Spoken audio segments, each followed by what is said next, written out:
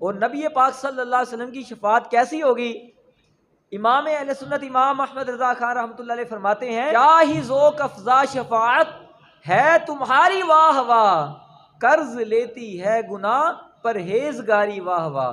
यानी क़यामत वाले दिन नबी पाक सल्लल्लाहु अलैहि वसल्लम इस तरह शफाअत करेंगे और गुनाहगारों के ऊपर इतना ज्यादा लुत्फ़ करम कर रहे होंगे, आपकी शफाअत को नेक लोग देखेंगे तो नेक लोग कहेंगे कि काश कोई गुनाह हमको भी उधार मिल जाए, कि जिस तरह गुनाहगारों के ऊपर हुजूर सल्लल्लाहु शफकत फरमा रहे हैं, हमें भी एक आध गुनाह मिल जाए तो हुजूर की शफाअत की नज़र हमारे ऊपर भी बढ़ जाए। मोहम्मद बिन हनफिया ने और उन्होंने मौला अली रदी अल्लाह ताला से रिवायत किया कि नबी पाक सल्लल्लाहु ताला अलैहि वसल्लम ने खुद ये फरमाया कि कल बरोज़े क़यामत जब मेरा रब मुझे शफाअत की इजाज़त अता फरमाएगा, फरमाया कि मैं शफाअत करूँगा, लोगों की शफाअत करता चला जाऊँगा और मेरी शफाअत से लोग जन्नत में जाते चले जाएंगे, हत्ता कि मेरा रब मुझसे फरमाएगा अरदीत या मोहम्मद, ए मोहम्मद क्या अब तू राज़ी हो गया है? फरमाया कि फिर मैं कहूँगा ऐ मेरे रब अब मैं राज़ी हो गया। ज़ैनुल आबिदीन रदी अल्लाह ताला अन्हु आपने फरमाया, उस बंदे से पूछा तुम्हारे नज़दीक कुरान पाक में कौन सी ऐसी आयत है जो तुम्हें उम्मीद दिलाती है, जो तुम्हें तुम्हारा हौसला बढ़ाती है? तो वो कहने लगा ला तक़नतू मिर रहमतिल्लाह इन्नल्लाह यग़फिरुज़्ज़ुनूब जमीआ। ये जो आयत है ना, अल्लाह फरमाता है कि अल्लाह की रहमत से नाउम्मीद ना हो जाओ। तो वो शख्स कहने लगा हमारे नज़दीक ये वाली आयत हमारी उम्मीदों को, हमारे हौसलों को बढ़ा देती है।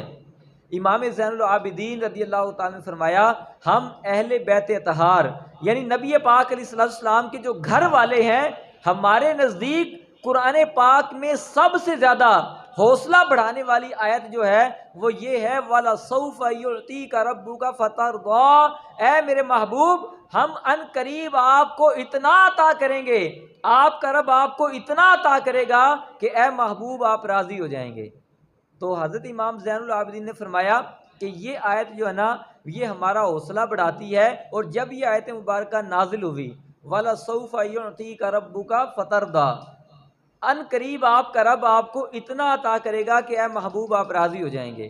तो नबी मुकर्रम सल्लल्लाहु ताला अलैहि वसल्लम ने इरशाद फरमाया अगर ऐसा है तो फरमाया कि मैं उस वक़्त तक राज़ी ना होऊंगा जब तक कि मेरा एक एक उम्मती दाखिल जन्नत ना हो जाए।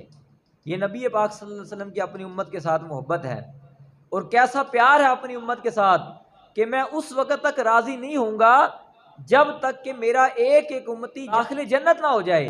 और अल्लाह ने वादा कर लिया है वाला सौफ युअतीका रब्बुका फतरदा, ए महबूब आपका रब आपको इतना अता करेगा कि आप राज़ी हो जाएंगे।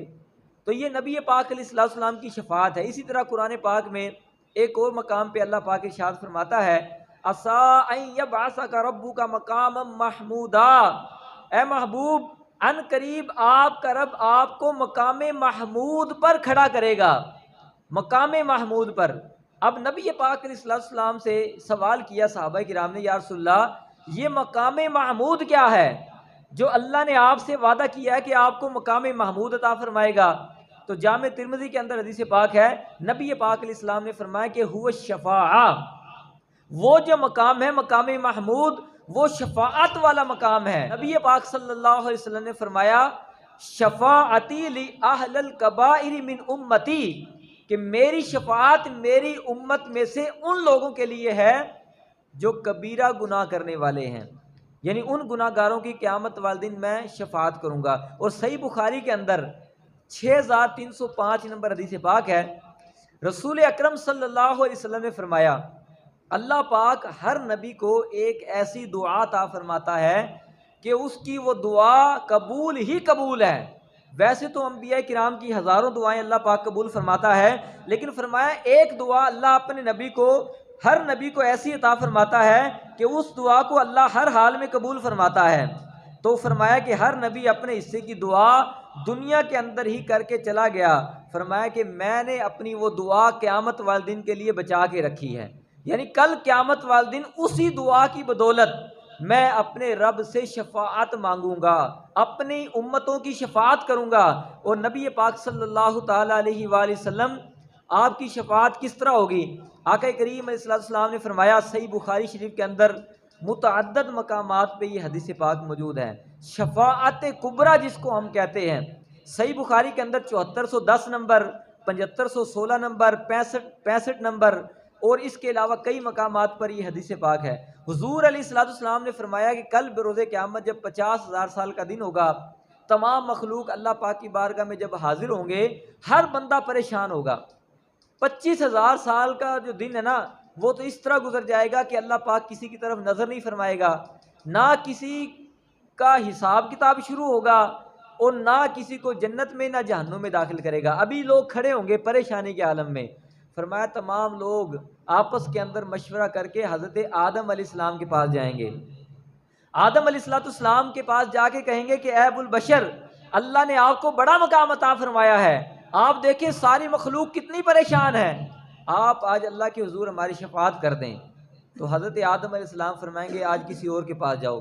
फिर हज़रत मूसा अलैहिस्सलाम के पास जाएंगे, हज़रत इब्राहीम अलैहिस्सलाम के पास जाएंगे, हज़रत मूसा अलैहिस्सलाम के पास जाएंगे और फिर आखिर के अंदर नबी पाक अलैहिस्सलाम की बारगाह के अंदर हाजिर होंगे। कज़ालिक इस्तगासु लि आदमा सुम्मा बि मूसा सुम्मा बि मुहम्मद। फिर उस दिन तमाम मखलूक आदम अलैहिस्सलाम के पास फरियाद लेकर जाएंगे, तमाम मखलूक फिर मूसा अलैहिस्सलाम के पास फरियाद करेंगे, ईसा अलैहिस्सलाम के पास फरियाद करेंगे और फिर आखिर के अंदर नबी पाक अलैहिस्सलाम की बारगाह में आकर फरियाद करेंगे। नबी पाक अलैहिस्सलाम ने फरमाया कि मैं उस दिन जब मखलूक मेरे पास आएगी तो मैं अपना सर सजदे के अंदर रखूंगा और सजदा करके इतना लंबा सजदा करूंगा और अपने रब की ऐसी हम्द और ऐसी तारीफ बयान करूंगा कि जैसी मेरे रब ने मुझे हम्द सिखाई है।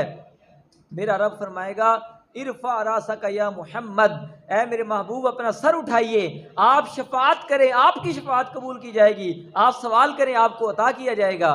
तो नबी पाक अलैहिस्सलाम की शफात से बेशुमार गुनाहगारों को जहन्नुम से निकाल कर जन्नत में दाखिल कर दिया जाएगा।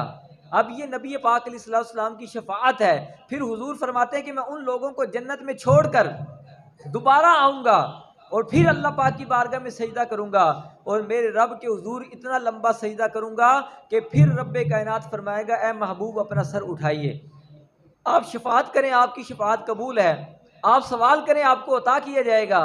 फरमाया कि फिर मैं बेशुमार, हत्ता के फरमाया जिसके दिल के अंदर दाने के बराबर ईमान हुआ, फिर जिसके दिल के अंदर जौ के दाने के बराबर भी ईमान हुआ, फरमाया कि मैं उस बंदे को भी जहन्नुम से निकाल कर जन्नत में दाखिल कर दूंगा।